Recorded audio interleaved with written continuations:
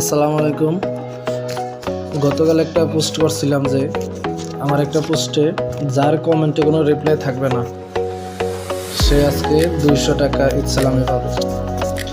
তো অনেকে কমেন্ট করছে, এর মধ্যে দেখা যাচ্ছে অনেকেরগুলোতে রিপ্লাই দিছে, অনেকেরগুলোতে রিপ্লাই দেয় নাই। এরকম রিপ্লাই দেয় নাই এমন 6 জনের নাম লিখছি।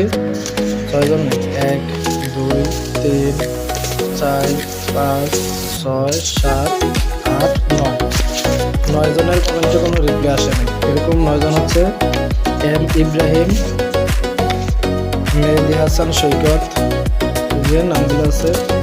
তারপরে আছে হৃদয়, তারপর আছে নাহিদ আহমেদ, নূর আহমেদ, মায়াবী জিহাদ, আব্রাহাম আহমেদ সাগর, ইয়াসিন মিয়া, তারপর আছে এমডি সাইফুল ইসলাম। এরকম এই 9 জনের নাম লিখলাম।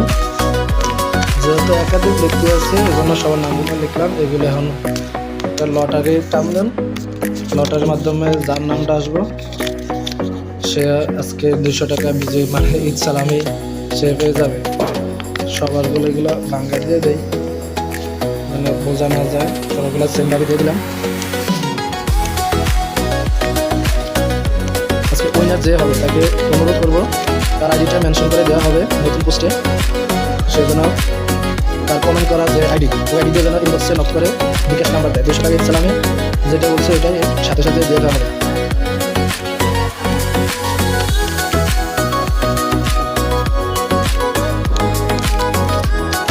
সবারগুলো লিখে নিলাম।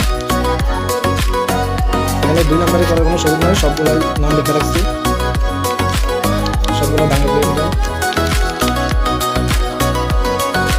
দেখি কার ভাগ্যে ঈদ সালামি আছে। টাকাটা বড় থাক না, 200 টাকা তেমন কোনো বিষয় না, সবার কাছে এরকম টাকা থাকে, জাস্ট আনন্দের জন্য দিলাম আর কি। দেখতে পাচ্ছেন এগুলো সবগুলো একসাথে নিলাম। কোন টাকার নাম আছে এটা এখনো জানার মতো কোনো সুযোগ নাই, যার ভাগ্যে আছে ডাক্তার।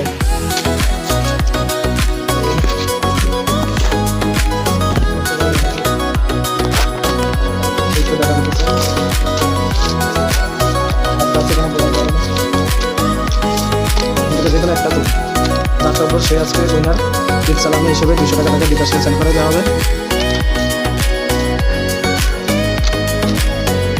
এই একটা তুললাম, দেখি কার ভাগ্যে কি আছে।